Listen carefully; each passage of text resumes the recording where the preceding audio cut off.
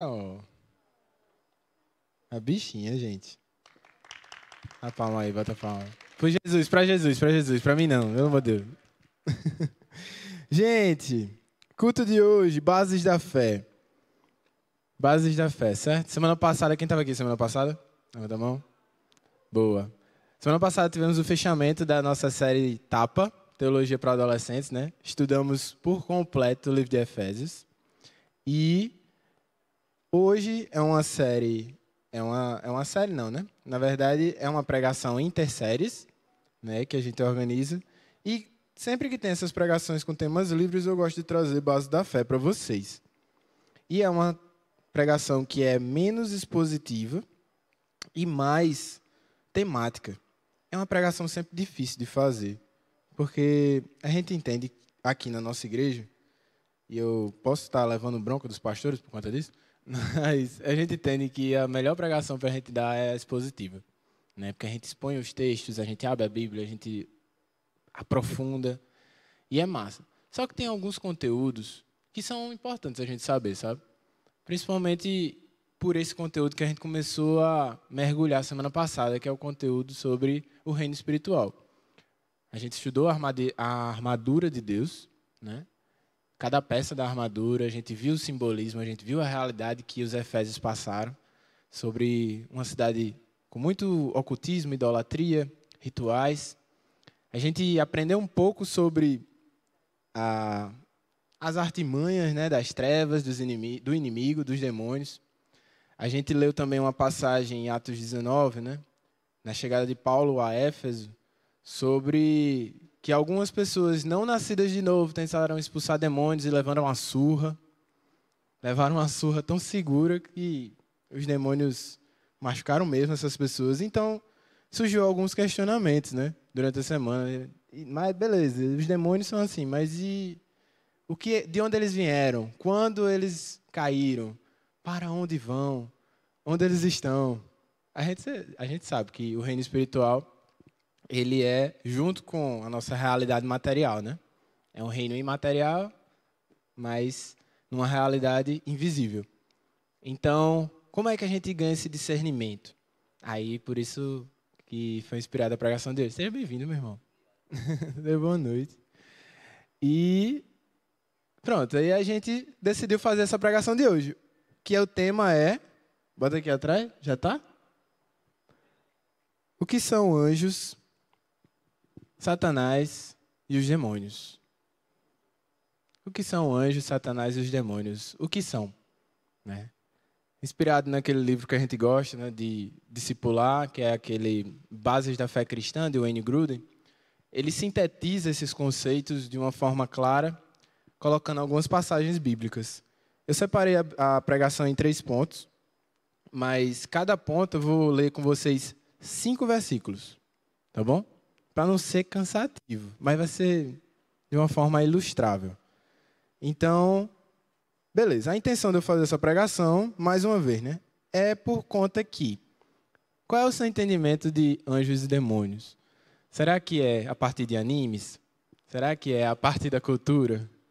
Será que é a partir de filmes, séries? Será que é algum teólogo maluco que expulsa demônio em palco? Será que é a partir dessa galera meio louca que faz isso? Qual é o seu entendimento sobre anjo, demônio?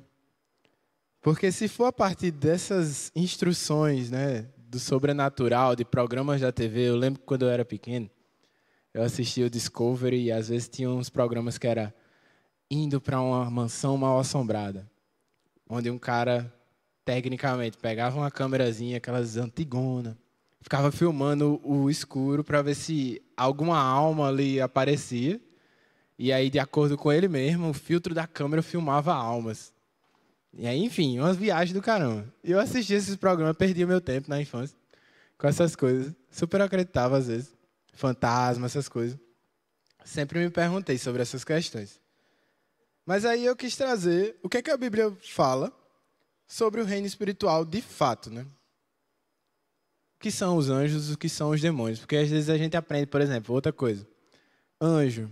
Eu aprendi na igreja, pelo menos quando eu era menorzinho, quando eu ia para a igreja católica. Eles me vestiram de anjo. E eu era um anjinho, assim.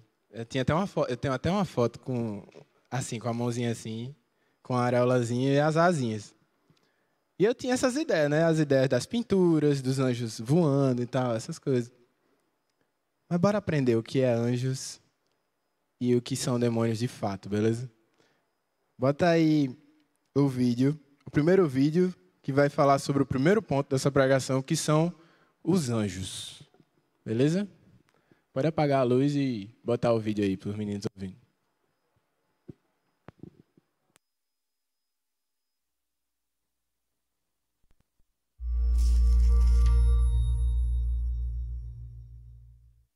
Temos conversado sobre os seres espirituais na Bíblia.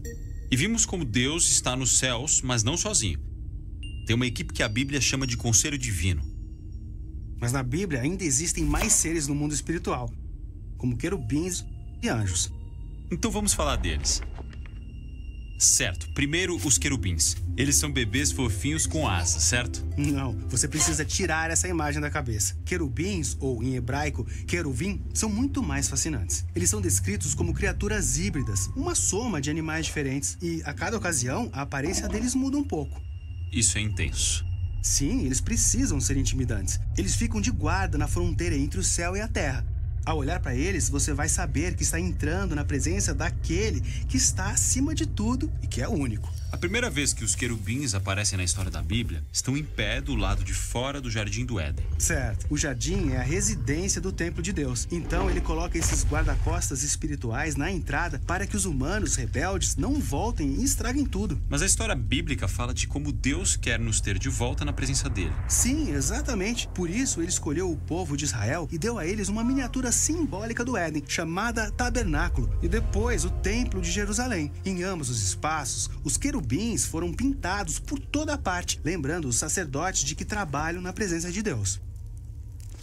Agora, se um sacerdote entrasse no Santo dos Santos, ele veria uma caixa de ouro chamada Arca da Aliança e nela 2 querubins. O que isso significa? Bem, os autores bíblicos descrevem a arca como o estrado dos pés do trono de Deus que os querubins estão carregando. Como lemos no Salmo 99, Deus está sentado no trono acima dos querubins. Mas não tinha nenhum trono de verdade acima da arca. Certo, os israelitas não deveriam representar Deus com nenhuma imagem física. Mas quando os profetas tinham visões desse espaço, viam Yahweh sentado no seu trono. Certo, então querubins guardam o espaço sagrado e carregam o trono de Deus. Mas por que eles se parecem com misturas de animais? Bem, eles são representações simbólicas de todas as criaturas da terra, porque todas pertencem a Deus. Por isso, na visão de Isaías, todas as criaturas estão cantando. Tudo que enche a terra é a glória de Deus.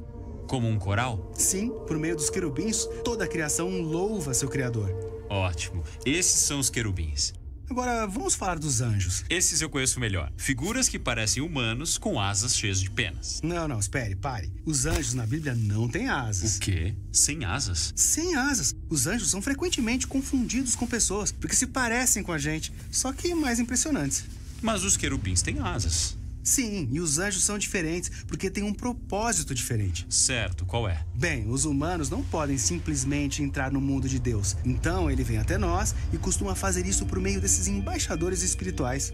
Então, os anjos são mensageiros espirituais. Sim, na verdade, é isso que a palavra anjo significa, um mensageiro. Certo, isso acontece muito na Bíblia. Como o anjo que informa Maria de que ela está grávida de Jesus. Sim, então, outro papel principal dos anjos é realizar missões em nome de Deus. Às vezes, eles resgatam pessoas do perigo, como Pedro, que foi liberto da prisão. E tem uns anjos muito legais, como Miguel e Gabriel. Sim, o nome Gabriel significa Deus é o meu poder, e Miguel significa quem é como Deus. Mas perceba que esses nomes apontam para Deus, não para os anjos. Como seres humanos, os anjos são imagens da presença e do poder de Deus. Mesmo assim, seria muito legal encontrar um anjo. Talvez você encontre ou já tenha encontrado. Mas não existe nenhum incentivo na Bíblia para sair procurando anjos. E quando os anjos aparecem, as pessoas ficam confusas ou apavoradas. Então os anjos são incríveis, mas desempenham um papel secundário na Bíblia. Sim, porque o propósito final de Deus é trazer os seres humanos de volta para a presença dele, no céu e terra reunidos. Enquanto isso, ele usa anjos para guiar e servir o seu povo.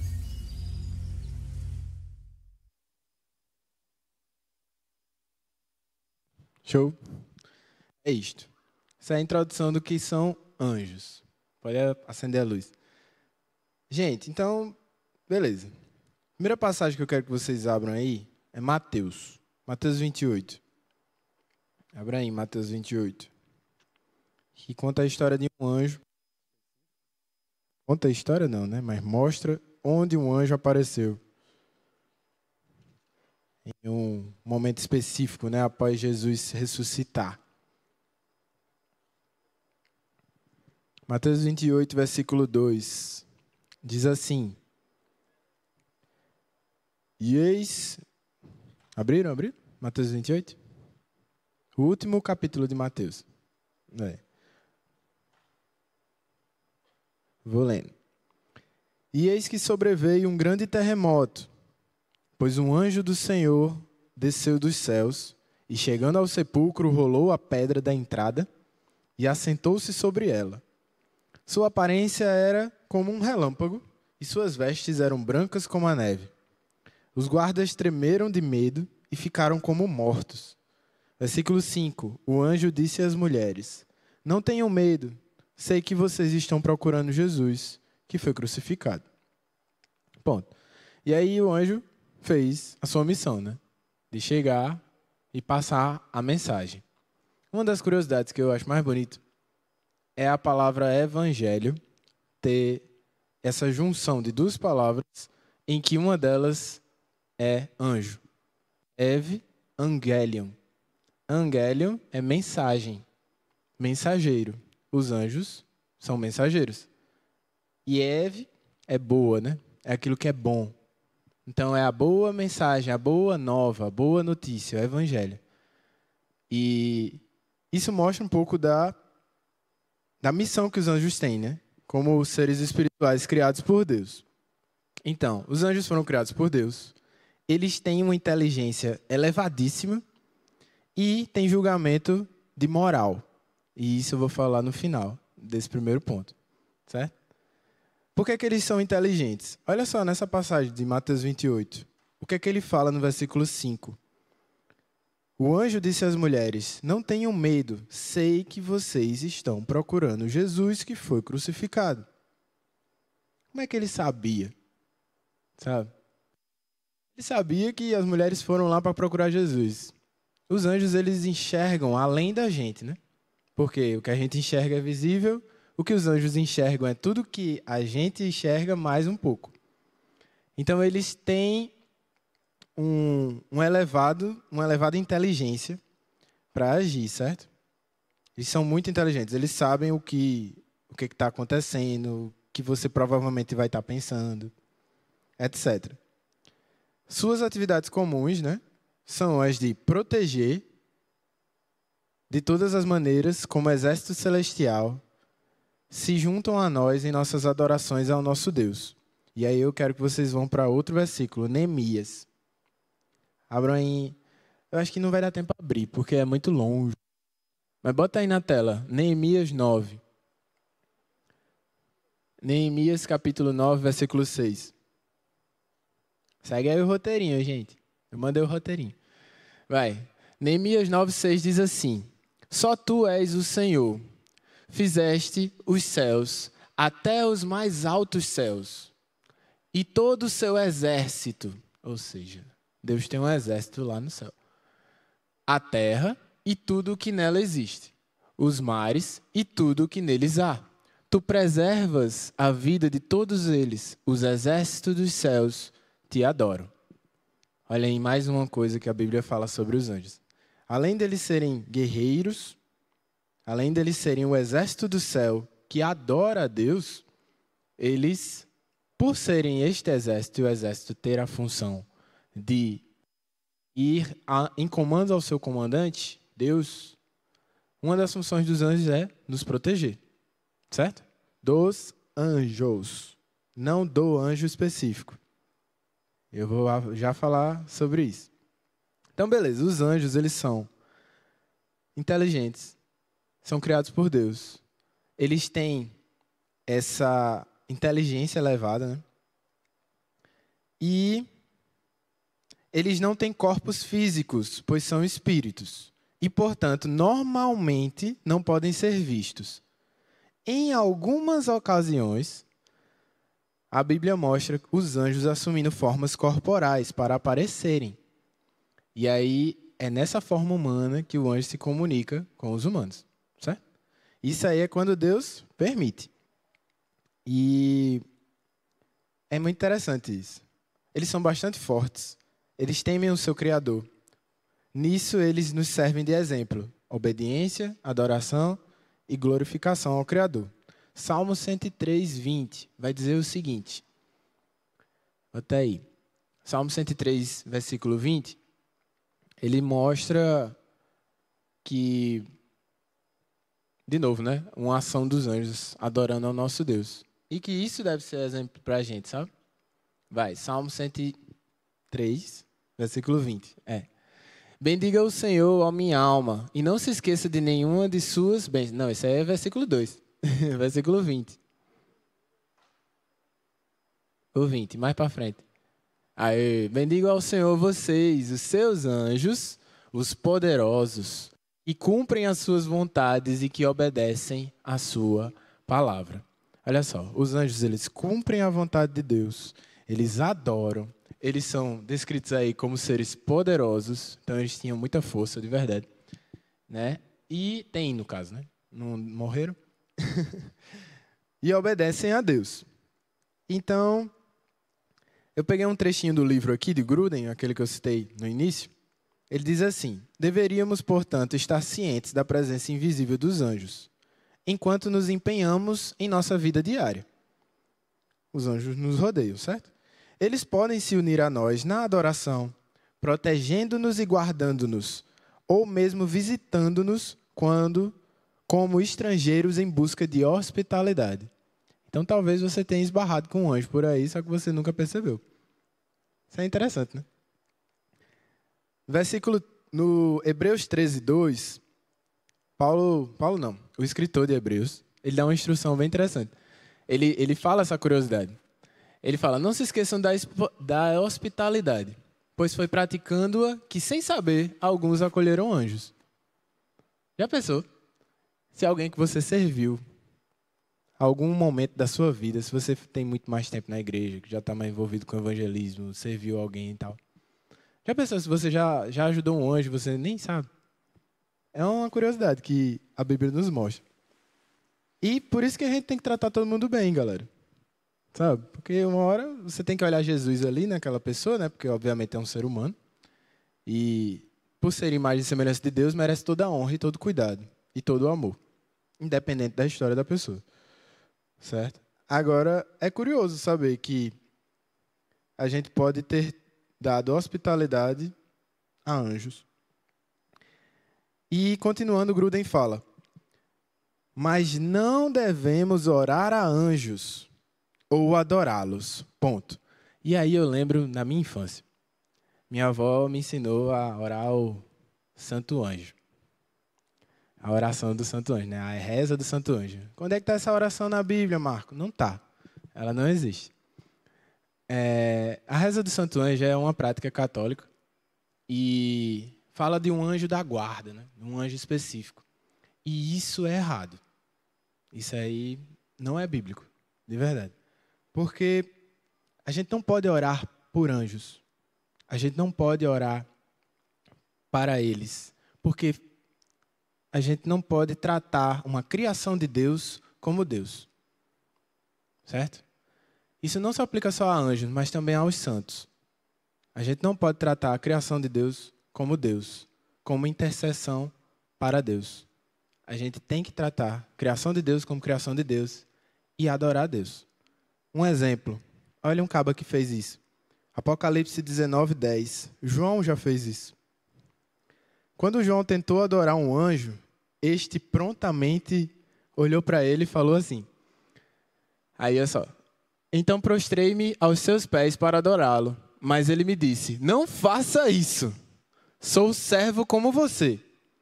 E como seus irmãos que se mantêm fiéis ao testemunho de Jesus, adore a Deus. Olha a bronca do anjo. Pois o espírito da profecia é o testemunho de Jesus. Então, o próprio anjo repreendeu João quando ele se prostrou diante dele e estava adorando ele. Mas para com isso. Você adora a Deus. Eu sou criação que nem você. Então, para com isso. Então, da mesma forma, não façam isso com os anjos, não façam isso com os santos, não façam reza nesse sentido, tá certo? Porque a palavra diz que é errado. E esse texto é um bom texto para você mostrar isso, beleza? Então, Apocalipse 19 mostra que um ato falho de João gerou um ensinamento da palavra que a gente pode aplicar hoje, beleza?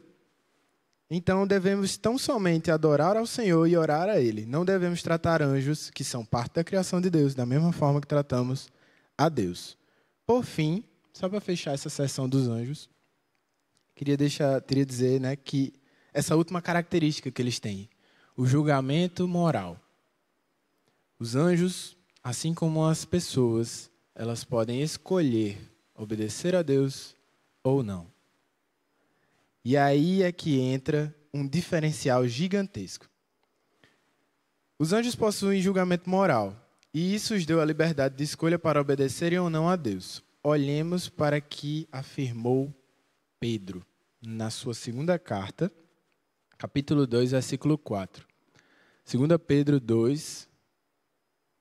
Pedro, capítulo 2, versículo 4. Aí eu acho que vale a pena abrir. Vai lá no final da Bíblia. Chegou em Apocalipse, volta um pouquinho. Aí você vai voltar em Judas, que é uma página só, depois vai para as primeiras cartas, né, de João. E aí você vai chegar em 2 Pedro, logo antes de 1 João. Vamos aprender a mexer na Bíblia, galera.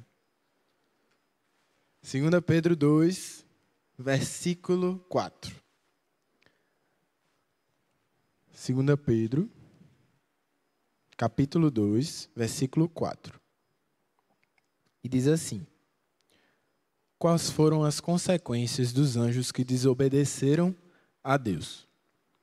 Pois, se Deus não poupou os anjos que pecaram, mas lançou-os no inferno, prendendo-os em abismos tenebrosos, a fim de serem reservados para o juízo. Quando o anjo peca, ele vai para o inferno. Aí, quando eu me deparei com esse texto, e estudando o que eu vou começar a apresentar para vocês, né, sobre os demônios, eu percebi o quão Deus ele trata a humanidade de maneira misericordiosa. Porque, olha só a consequência que existe para um anjo quando desobedece. Vai direto para o inferno. Quando Adão e Eva desobedeceram, ele expulsou eles do paraíso. E não mandou eles direto para o inferno. Ele deu uma chance. Ele fez cumprir o seu plano. Deus é muito top. Deus ele olha com carinho para a humanidade. Por quê? Ele cria anjos, cria pessoas que não são a mesma coisa criada, né? Tipo, Deus ele cria o homem do barro, da terra, né? E ele cria os anjos lá no reino espiritual, na parte invisível, que a gente não consegue enxergar, né? E o julgamento moral existe, tanto para homens como para anjos. Mas com os anjos, pecou, é descida, direto. Desce, desce, desce. Não tem essa coisa de segunda chance. Agora, para os homens, ele expulsou do paraíso. Isso já fala o quão Deus ele se importa com você. Tá bem?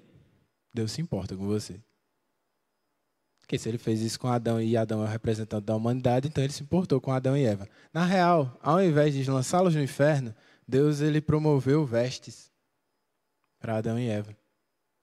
Quando eles se enxergaram nus em diante da impureza que o pecado deu a eles, entendeu? Então, tire uma lição daqui. Você tem um olhar especial diante de Deus. E eu não estou falando isso para levantar o ego de ninguém, pelo amor de Deus. Mas isso é uma verdade. Deus ele se importa mais com a gente do que com seus anjos. Certo? E ele não deixa de ser um Deus bom por causa disso, não. Então, vamos assistir o segundo vídeo, que vai entrar no segundo tópico, sobre Satanás e os demônios. Certo?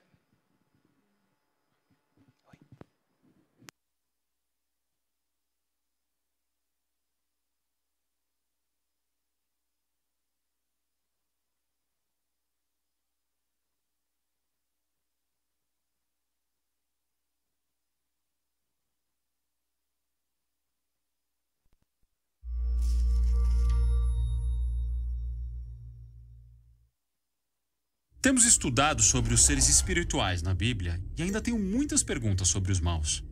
Excelente. Vamos falar sobre Satanás e os demônios na Bíblia. Vamos começar do início. Em Gênesis 1, Deus cria uma linda realidade ordenada a partir de trevas e desordem para que a vida possa florescer. Ele escolhe os seres humanos como seus representantes para governar sobre isso. E 7 vezes chama isso de bom. Vejo essa bondade muitas vezes no mundo em coisas como a beleza e a verdade, amor e generosidade.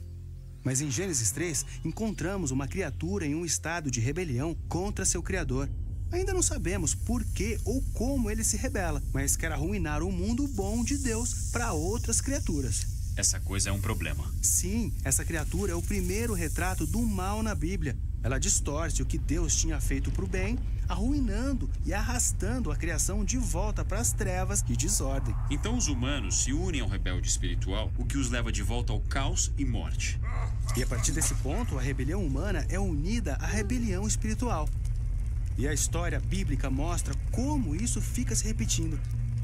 Certo, mas espere. Tiramos tudo isso apenas dessa serpente? Bem, há pistas na história de que é mais do que apenas uma serpente. Lembre-se, Éden é um lugar alto onde a terra e suas criaturas se sobrepõem ao céu e suas criaturas. Então essa serpente poderia ser um ser espiritual? Bem, Gênesis 3 aponta nessa direção. Depois, os autores bíblicos pintam o resto do quadro. Como quando o profeta Isaías tem uma visão da sala do trono celestial de Deus. Deus está cercado e sendo louvado pelos seres espirituais. Sim, esses são os querubins ao redor do trono de Deus. Mas quando Isaías vê essas criaturas, ele as descreve como serafins, que em hebraico significa cobra. Então a serpente é como um antigo membro da equipe da sala do trono de Deus. Então por que ele está falando com os humanos? Bem, o profeta Ezequiel interpretou essa figura como um rebelde espiritual que não queria viver sob a sabedoria e a autoridade de Deus. Ele queria ser Deus. Certo. Essa é a mesma tentação que a serpente coloca diante de Adão e Eva. Exatamente. Ele diz que eles poderiam governar o mundo como Deus, mas por sua própria sabedoria. Então todos eles foram expulsos do jardim. Sim, Deus disse que esse rebelde agora vai rastejar. O que acontece depois disso? Bem, os autores bíblicos oferecem pistas sutis de onde esse ser está agindo nos bastidores, encorajando divisão e ódio entre as pessoas. Eles também usam diversas imagens para descrever esse ser. É uma serpente, ou um dragão marinho, ou uma criatura sombria do deserto, ou o rei da morte e do túmulo. Ele também recebeu muitos títulos como tentador, ou o maligno, ou o diabo, que em grego significa o acusador. Mas o nome dele é Satanás, né? Na verdade, não. Satanás não é nome. É mais um desses títulos. É por isso que, em hebraico, ele tem o artigo o na frente. O Satanás significa o adversário, porque ele não é a favor de nada. Em vez disso, ele é o anti-tudo, usando mentiras para nos arrastar de volta para trevas e desordem. Isso é forte.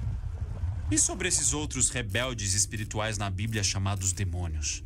Quem são eles? Então, lembra o conceito da equipe celestial de Deus? O conselho divino ou os filhos de Deus? Nas escrituras hebraicas aprendemos que alguns desses também se rebelaram. Quando isso aconteceu? Na verdade, várias vezes.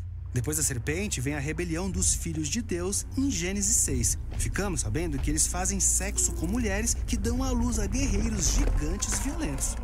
Certo, os Nefilins. Esses são provavelmente os personagens mais estranhos de toda a Bíblia. Bem estranho do seu ponto de vista, mas os leitores antigos sabiam muito bem o que estava acontecendo. Os reinos antigos perto de Israel diziam ser fundados e protegidos por reis guerreiros gigantes, que eram meio homens, meio deuses e cheios de sabedoria divina. Entendo. Então os autores bíblicos estão dizendo: ei, esses reis guerreiros não deveriam ser honrados. Certo, nessa história, eles são representados como rebeldes humanos presos ao mal espiritual, espalhando sua violência no mundo bom de Deus. Sim, e um desses reis vai construir a cidade da Babilônia em Gênesis 10. Sim, Nimrod, cujo nome soa como a palavra hebraica para rebelde, e seu reino leva à próxima rebelião, onde os humanos exaltam a si mesmos na Babilônia. Mas Deus dispersa essa rebelião. E quando Moisés, em Deuteronômio, lembra essa história, ele diz que foi o momento em que Deus entregou as nações para adorarem a legião rebelde do céu, os deuses do dinheiro, sexo e poder militar. Moisés é o primeiro a chamá-los de demônios, ou seja, seres espirituais inferiores. Então os demônios são forças espirituais agindo por trás de estruturas corruptas de poder humano. Sim, mas na Bíblia eles também trabalham no nível pessoal, incentivando e explorando a ganância e o egoísmo da humanidade, bem como a fraqueza de nossos corpos mortais. Na Bíblia, o mal espiritual está agindo em tudo que arraste a boa criação de Deus de volta para o caos, as trevas e a morte. É por isso que quando Jesus chega, ele diz que seu principal inimigo não é humano. Certo, Jesus e seus primeiros seguidores viam toda a dor e sofrimento do mundo bom de Deus como um sinal de sua prisão, à morte e ao mal espiritual. Mas eles não achavam que esse era o fim da história. Certo.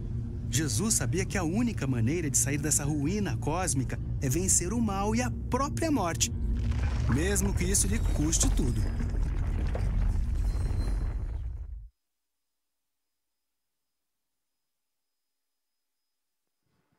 Momento tenso. Mas a história dos demônios, ela começa com a escolha errada dos anjos, certo? Os anjos se tornam maus por pecarem contra Deus. E que agora praticam continuamente o mal no mundo. Eles não foram criados maus, mas eles desobedeceram. Tudo que Deus cria é bom. E o que Satanás ele traz é exatamente o pecado, é a rebelião entre as criaturas de Deus e ele mesmo, como o primeiro anticristo, né? Como o primeiro adversário de Deus. Então a gente viu, né, em 2 Pedro 2:4, essa passagem que fala exatamente sobre os anjos que caíram, pois Deus não poupou anjos que pecaram, mas lançou no inferno, prendendo-os em abismos tenebrosos, a fim de serem reservados para o juízo. E lembrando o que a gente estudou semana passada, né? Efésios 6, nossa luta nunca foi contra pessoas. A nossa luta sempre foi contra as autoridades e espadas e potestades e forças do mal. E é muito por trás delas que estão todas as maiores dores, sofrimentos e mal que existe na humanidade. Eles estão sempre por ali, como o desenho ilustrou, né? A Bíblia não diz especificamente quando eles caíram, mas a gente sabe, obviamente, que foi entre a criação de Deus e a queda, porque Satanás aparece ali. E que isso se deu a partir de uma escolha pessoal. Por abandonarem sua casa, foram lançados no inferno. Satanás é o líder dos demônios. Satanás ele é esse título, né, o acusador, o adversário. E a gente vê passagens bíblicas que falam sobre isso. Em João 8:44, mostra Satanás como sendo o primeiro homicida, né, o homicida desde o princípio. O pai da mentira, o criador do pecado, né? João 8:44, bota aí. Vocês pertencem ao pai de vocês, o diabo. Quando Jesus está sendo acusado pelos fariseus, né? De fazer, que eles obedecem a Deus e tal, seguem as leis tudo compridinho e tal, não sei o quê. Aí Jesus vai lá e fala assim, vocês são do diabo. O pai de vocês e querem fazer o que ele deseja.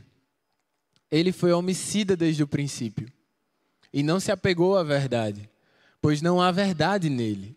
Quando mente, expressa a sua própria natureza, pois é mentiroso e o pai da mentira. Certo? Satanás, ele é esse pai da mentira. Ele é o criador do pecado, né? E foi por isso que ele tentou Jesus.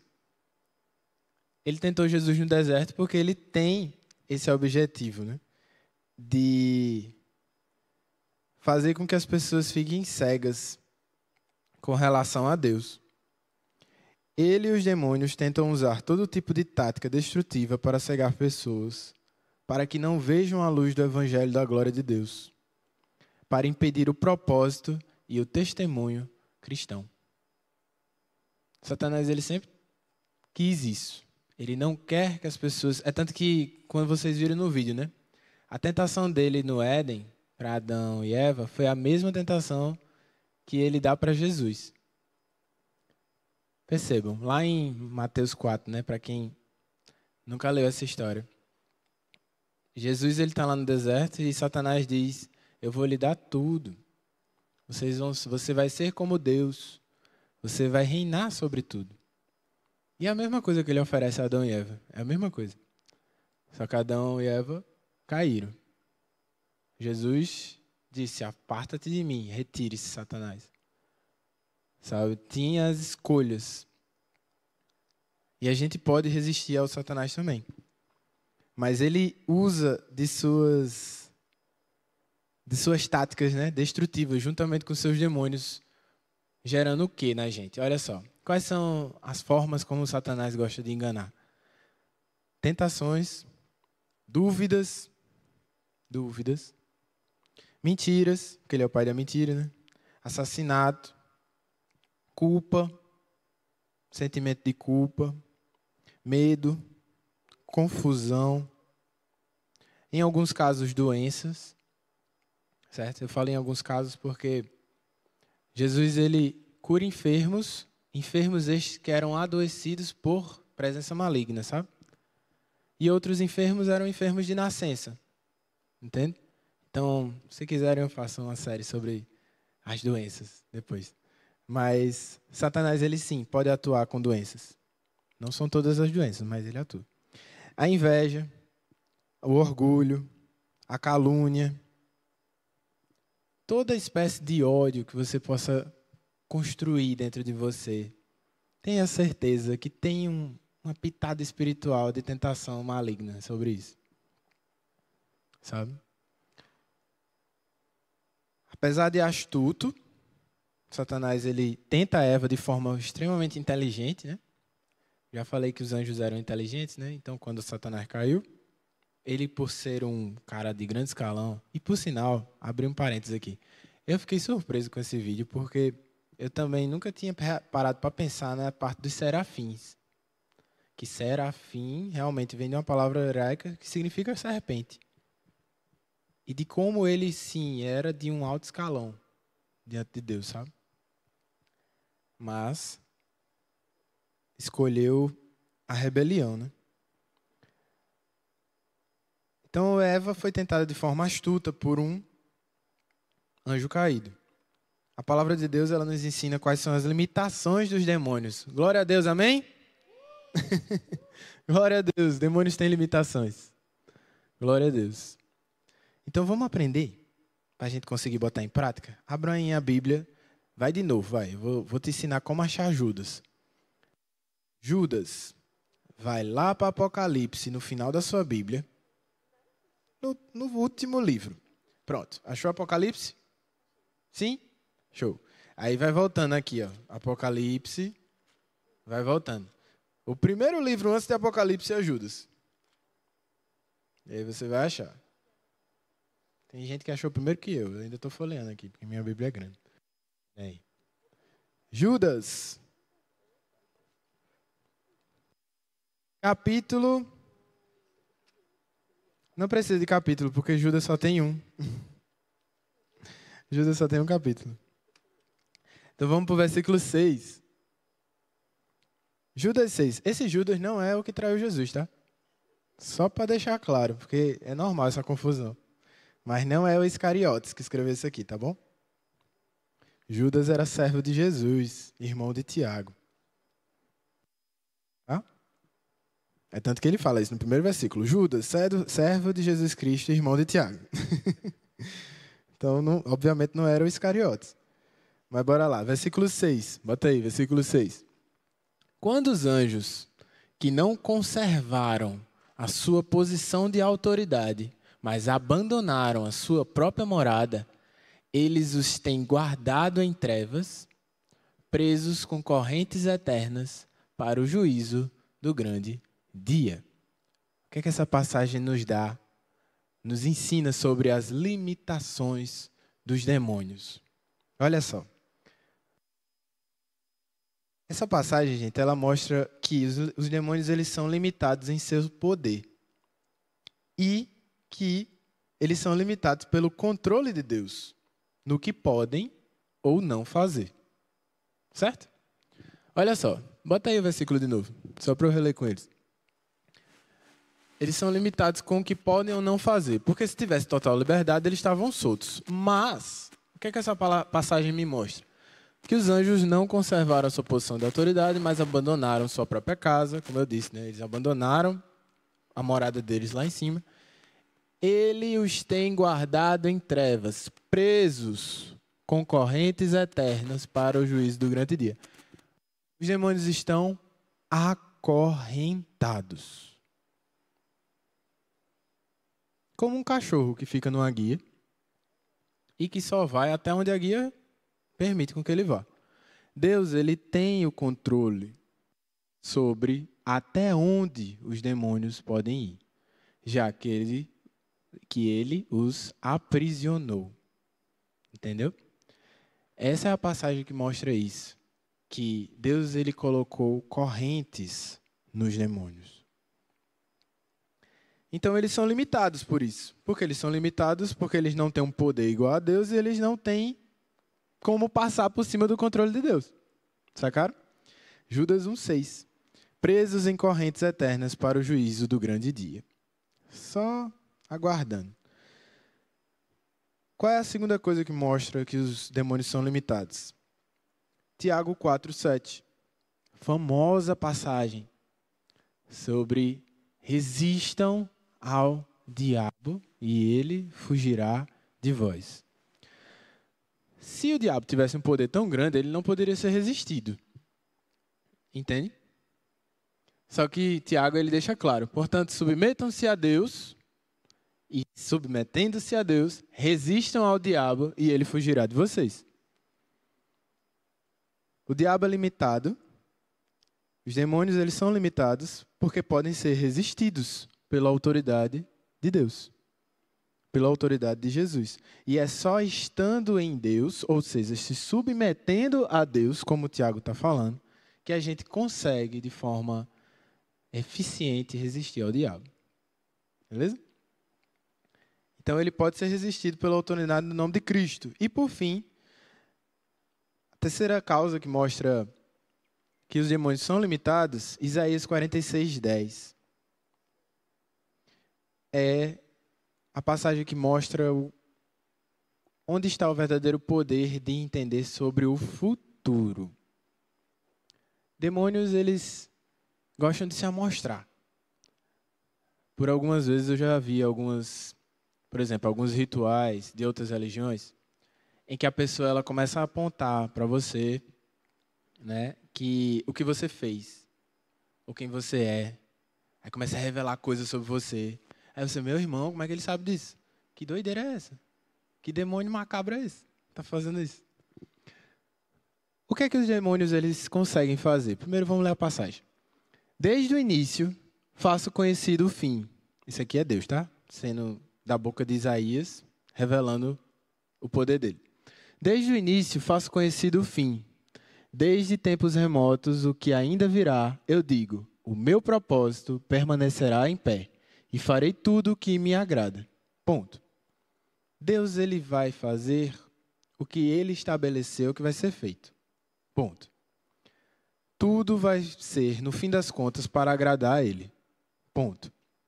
Certo? O que é que essa passagem me dá de esperança e mostra a limitação de Satanás? Eles não podem conhecer o futuro da gente. Sabe o que é que acontece? Escute isso. Demônios, eles estão numa esfera espiritual, certo? Invisível.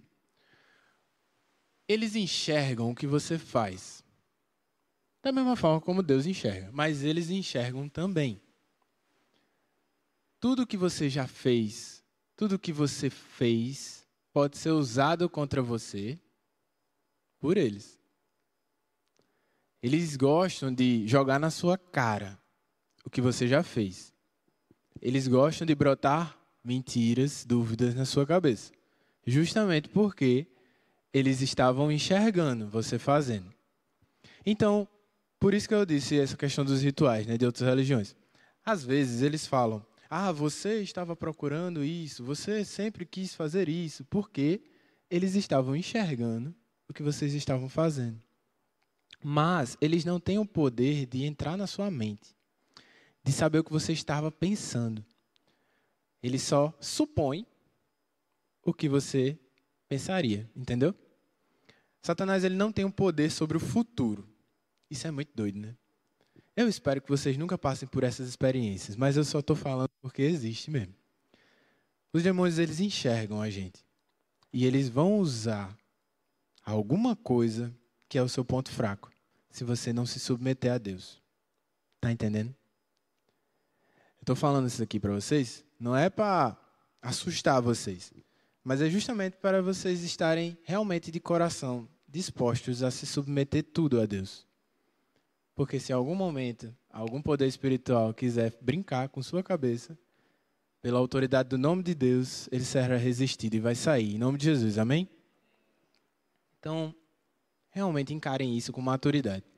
Porque Satanás ele é astuto, né? Ele é mais inteligente que você. Isso aí é certeza. É mais inteligente que mim. Por isso que eu estou aprendendo aqui e tentando ensinar para vocês, entendeu? Então, tenha essa certeza. Eles não podem conhecer o seu futuro. Eles podem até sugerir, até falar assim, olha, eu acho que você queria isso. Ou então, isso aí pode ser o seu motivo de você estar aqui. Você não acredita em mim? Eles gostam de se amostrar. Eles gostam de se amostrar. De verdade. Semana passada vocês viram, né? Quem viu semana passada? Quem viu ele se amostrando semana passada? Foi punk, foi pancada. Eles desligaram o som, safados. Mas olha lá. Embora eles nos observem diariamente, a partir disso, podem tirar conclusões sobre nossos pensamentos e futuro, eles não sabem com certeza o que está passando, o que vocês estão pensando, ou o que o nosso futuro realmente reserva. Beleza? E vamos para o terceiro e último ponto dessa pregação. Agora não tem vídeo. O primeiro ponto foi sobre os anjos e querubins. Vocês aprenderam quem são, como são, onde agiram, como foram criados, qual é o propósito deles. Segundo ponto foi sobre o Satanás e os demônios. Vocês entenderam quem é Satanás, que isso é um título, né? E que ele é um anticristo mesmo. Então, ele vai sempre colocar tropeços, tentações, dúvidas, falhas, cobiças e outros pecados na sua mente para lhe atrapalhar de ser quem você foi chamado para ser. E o terceiro ponto que eu quero trazer aqui é de que a culpa não é só do diabo, do mal existir. Beleza? Isso eu queria deixar bem claro para vocês. Embora eles estejam ativos no mundo, produzindo muito mal, eles não são os únicos responsáveis por esse mal existente no planeta. Tiago, capítulo 1. Abram aí. Judas, vai voltando. Mira Pedro. Tiago. Tá tudo perto do fim, tá vendo? As exortações mais punk estão lá perto do fim. Tiago, capítulo 1, versículo 14.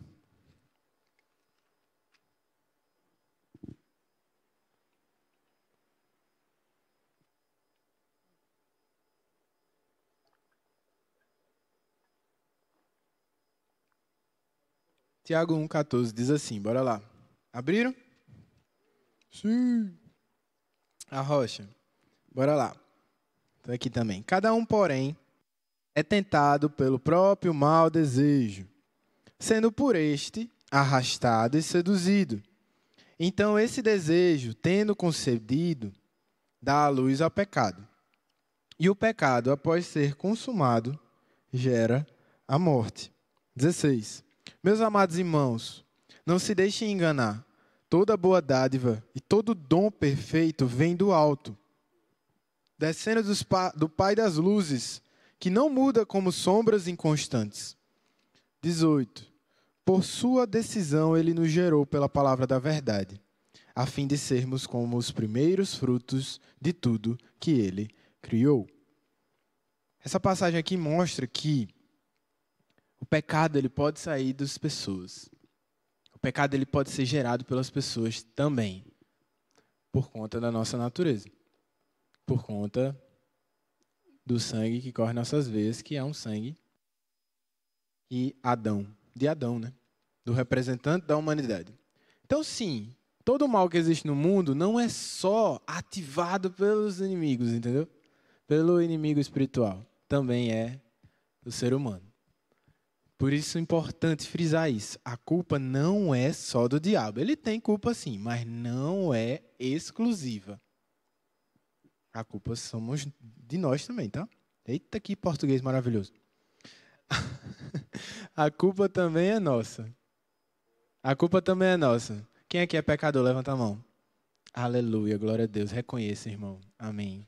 Todo mundo é, né? Amém. Se não for, é um anjo disfarçado aqui. Mas, pode subir. Grande parte do pecado... Não, estou brincando. Seja bem-vindo, viu, anjo?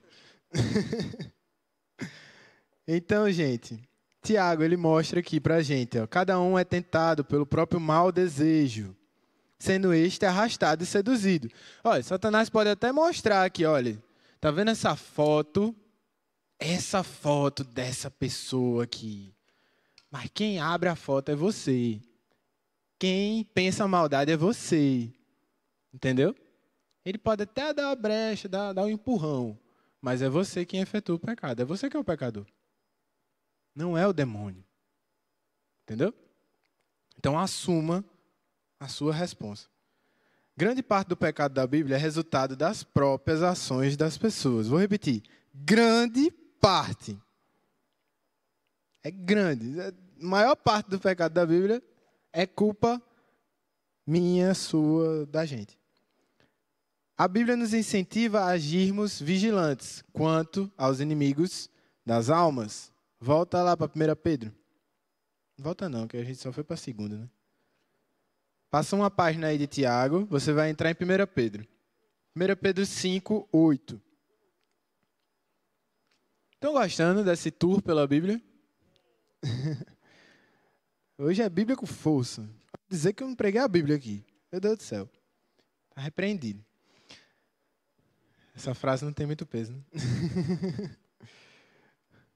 A gente aprendeu semana passada. Quem não entendeu essa piada, assiste a pregação de semana passada. Capítulo 5, versículo 8. Diz assim, estejam o quê? De novo, estejam o quê? Alertas e vigiem. O diabo, o adversário de vocês, ronda como um leão, rugindo e procurando a quem devorar. 9. Resistam-lhe, permanecendo firmes na fé, sabendo que os irmãos que vocês têm em todo o mundo estão passando pelos mesmos sofrimentos. Certo? Hashtag fica a dica de Pedro para vocês. Estejam alertas, vigiem, não parem de orar, veste a armadura, irmão e irmã. Fica com o Senhor perto de você e aí você vai conseguir resistir a Satanás. Hebreus 2, 14. Diz assim. Eu voltei só um pouquinho. Já está em Hebreus. É antes de Tiago. Hebreus. Como é bom, né? Está bem pertinho. Hebreus 2, 14. Hebreus 2, 14. Diz assim. Portanto, como eu gosto desses portanto na Bíblia, é tão bom, tão libertador. Portanto, visto que os filhos são pessoas de carne e sangue, ele também participou dessa condição humana. Olha aí, Jesus, como é lindo. Meu Deus.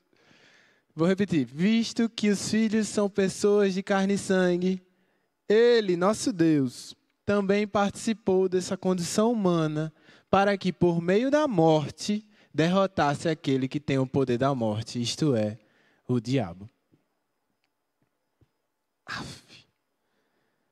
É o que tem a explicação no episódio após esse último vídeo que eu mostrei para vocês, né? Que Jesus foi até onde tinha que ir para vencer os poderes e autoridades.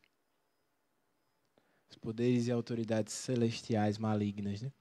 Celestiais malignas que é feio, né? Mas os poderes e autoridades espirituais malignas do reino das trevas. Ele foi até onde pôde, porque ele veio de carne e sangue para isso. Para não só lutar contra o mal que existia na terra, proveniente dos humanos, mas também dos poderes celestiais caídos, né? É na cruz que Cristo triunfa sobre os poderes e autoridades. As armas que temos estando em Jesus, são poderosas e Deus nos deu para destruir fortalezas espirituais malignas. Amém? Quase no fim, 1 João, capítulo 4, versículo 4. Não abre, não. Vamos abrir em Apocalipse. Apocalipse 20. Apocalipse foi o mais fácil mesmo. 20. Deixa aberto aí, mas eu vou ler aqui 1 João 4:4. Bota aí, meus irmãos, enquanto os queridos aqui vão abrindo Apocalipse 20. Bota aqui, 1 João 4:4. 1 João. Filhinhos, vocês são de Deus e os venceram, porque aquele que está em vocês é maior do que aquele que está no mundo. Enquanto as boas novas do Evangelho são pregadas, as pessoas, elas creem em Jesus. Outra batalha é vencida. Quando há conversão, as batalhas espirituais são vencidas. O poder que há em pregar o Evangelho é o poder de desarmar Satanás.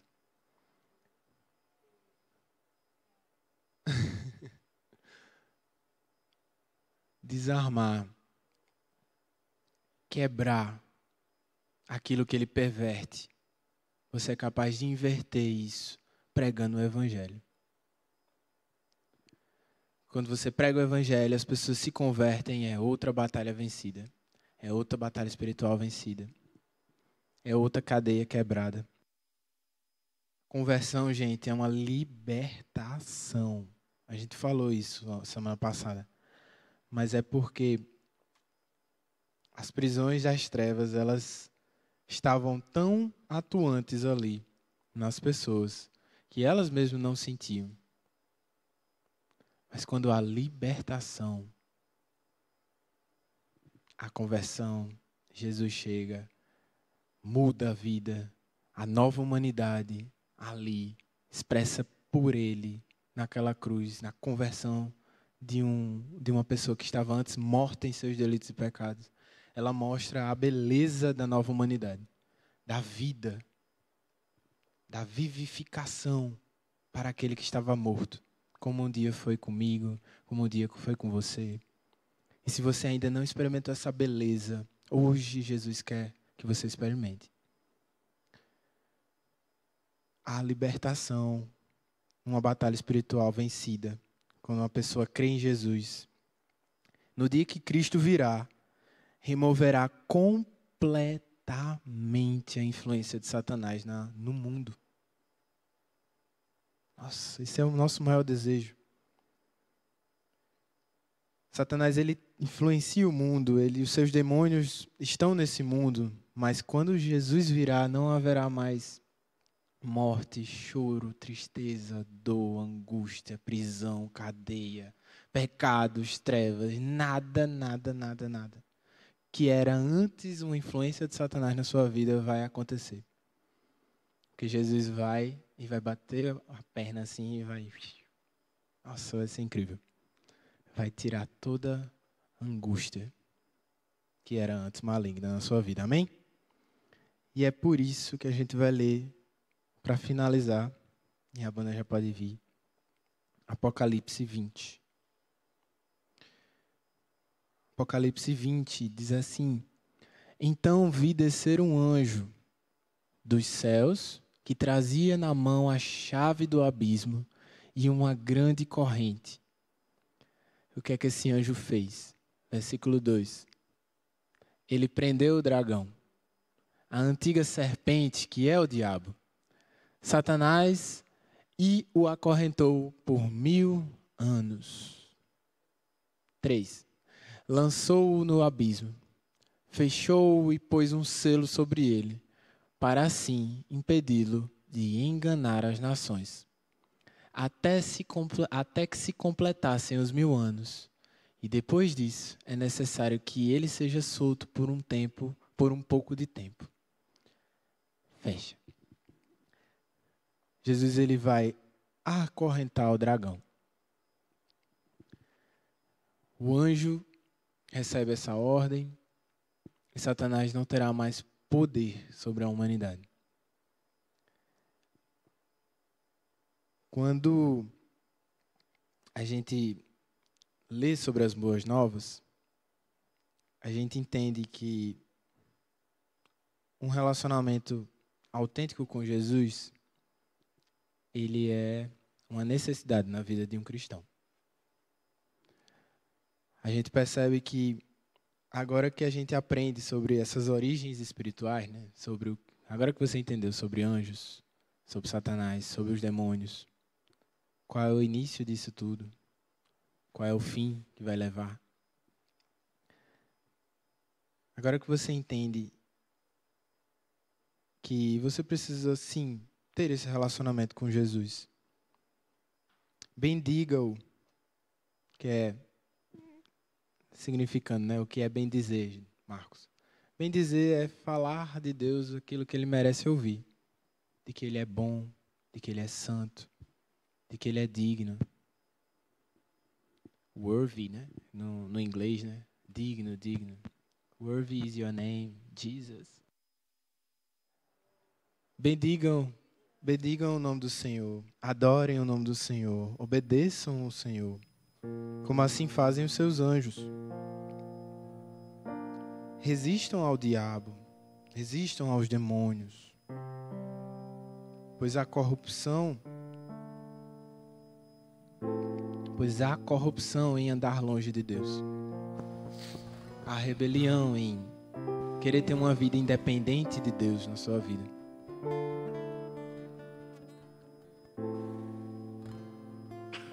Deus ele não quer que você fique longe e independente dele. Deus, pela sua grande misericórdia, ele livra de ser jogado diretamente no inferno.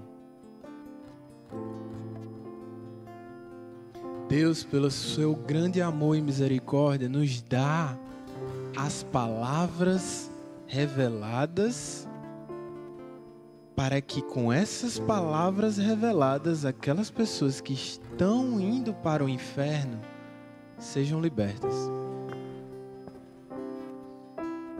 Deus, ele lhe expulsou do jardim, figurativamente, para lhe dar a oportunidade de conhecer Jesus. Para dar mais tempo. Para que você tenha a oportunidade de se redimir diante dele. Para que você ande dependente dele. E para que você pregue as palavras que livrarão as pessoas de estarem indo para o inferno. Livrarão as pessoas das correntes de demônios que já estão acorrentados. Pregue a palavra, estude a palavra, leia a palavra. Veja o que o Senhor tem a mostrar de sua beleza aqui. E qualquer dúvida, a gente está aqui para ajudar. Mas não desista de ter um relacionamento com Jesus. Não desista das pessoas que não são seus inimigos. E se inspirem no exemplo de anjos, sem adorá-los, obviamente. Mas veja que tudo isso é algo que Deus fez para que você se aproximasse do Filho unigênito dele.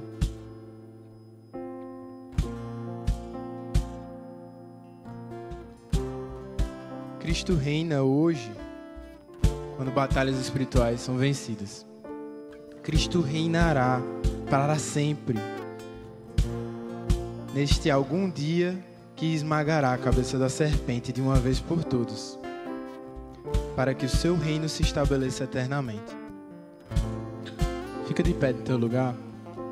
Vamos fazer nesse momento um momento de intercessão para que e tantas sextas a gente já orou confessando nossos pecados, pedindo para que o Senhor mude nossas mentes.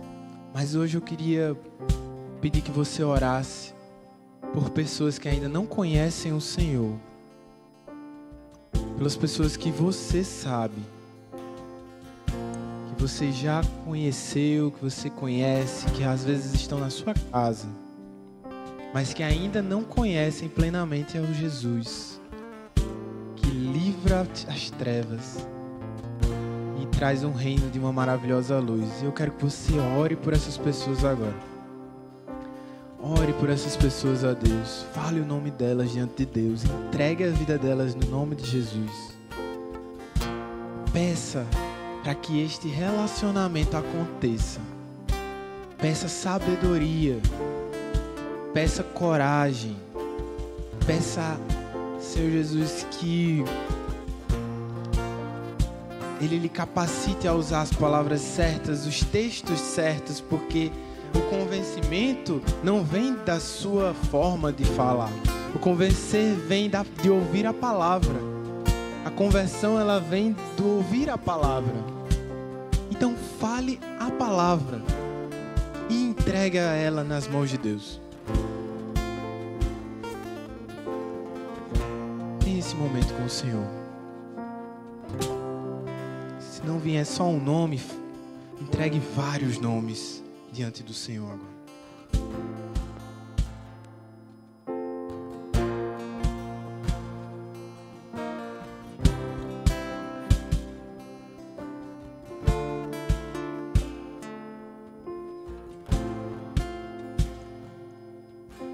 Veja, a vida está tão perto. Prove, a paz não está tão longe. Cadê as sombras que nos seguiam? Quebrou o cristal do nosso orgulho ao chão.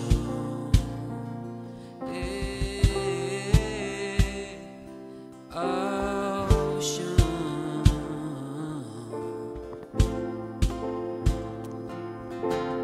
Veja, a vida está tão perto. Prove, a paz não está tão longe. Cadê as sombras que nos seguiam? Quebrou o cristal do nosso orgulho. Veja os tronos de outros seis dobrados ao chão. Até o meu coração se deu.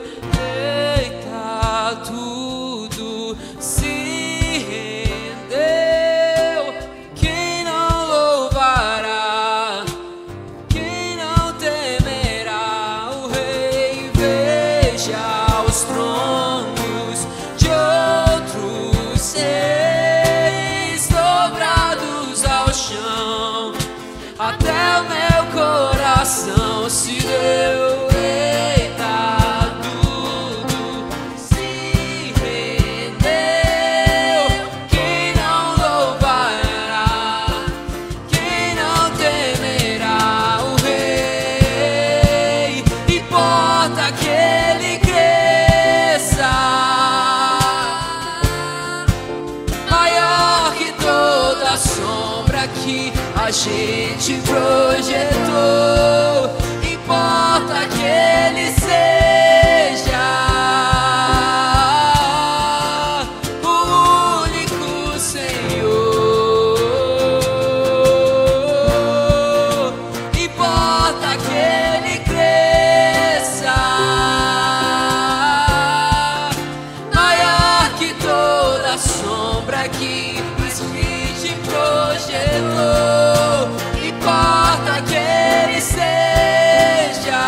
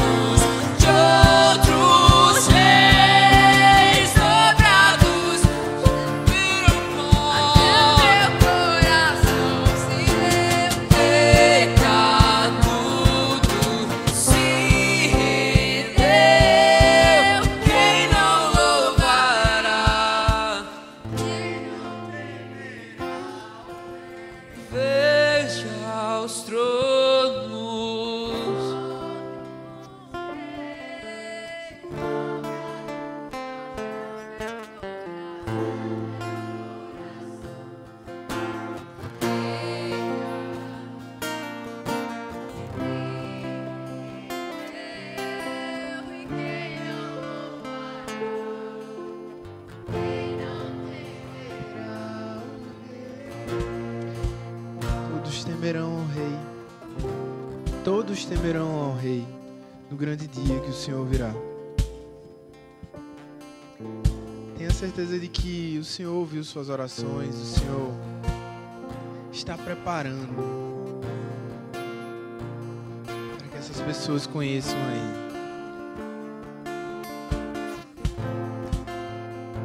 A única coisa que importa realmente é isso, de que o Senhor Jesus, Ele seja o único Senhor da sua vida, o único Senhor sobre os seus desejos, o único Senhor sobre os seus planos, o único Senhor sobre o seu futuro.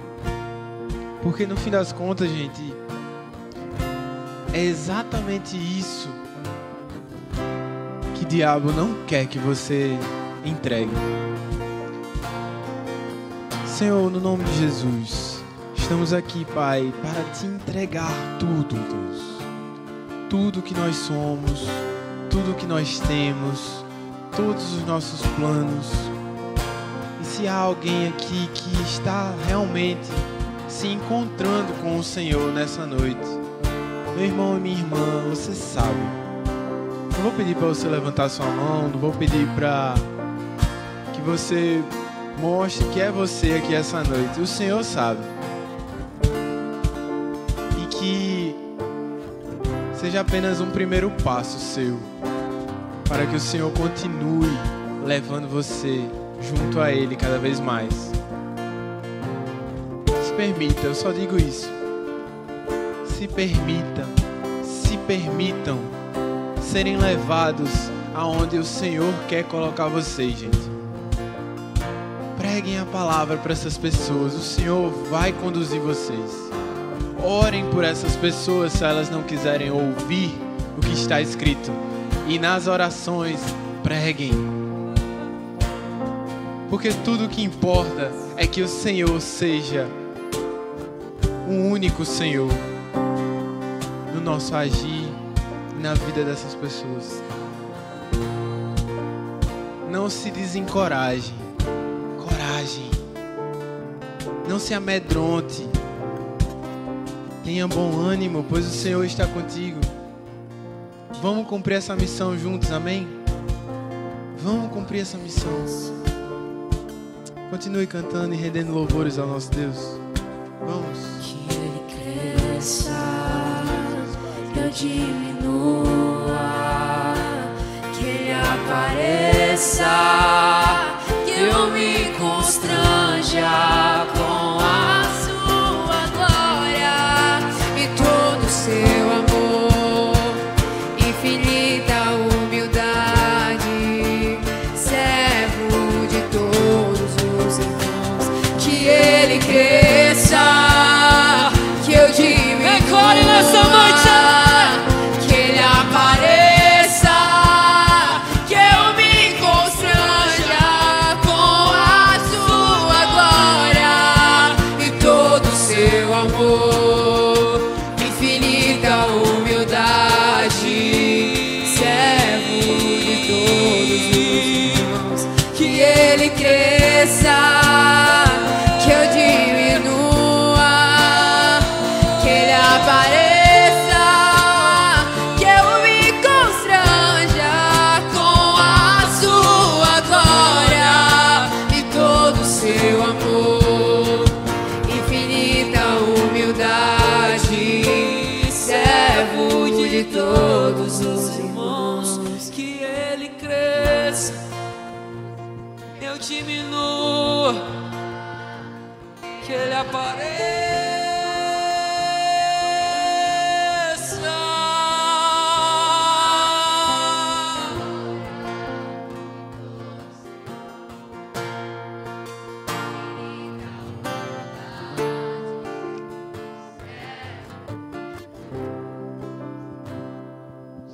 Este é o seu Deus.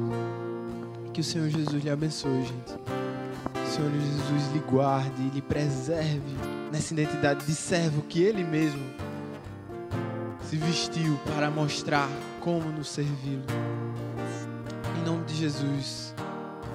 Deus, eu oro por essa geração, eu oro por maturidade espiritual, Senhor. Pai, para que eles venham enfrentar as batalhas que o Senhor quer que eles vençam para Ti. Tu já venceste, Senhor Jesus, essas batalhas, Paizinho, quando nos chamaste. E vai vencer, Senhor Jesus, ainda mais na vida deles. Nos usa como canais de bênção para pessoas, para familiares, para amigos. Senhor, nos usa para a Tua honra e Tua glória, para que apontamos apenas para Ti, Jesus. O único ser humano que na sua natureza uniu os dois mundos. Em nome de Jesus. Amém. Amém e amém. Valeu, Rede Livre. Esse foi o Base da Fé. Glória a Deus. Valeu, gente. Agora estão bem entendidos sobre anjos, demônios e Satanás. Um grande abraço. Agora a gente vai ter nosso momento de conexão. Sinta-se à vontade para chegar juntos. E você que nos assistiu de casa aqui, um beijo, Deus abençoe. Traga sua família, seus amigos para cá. E valeu, Rede Livre, valeu, Cidade Viva. Tchau! Momento de conexão!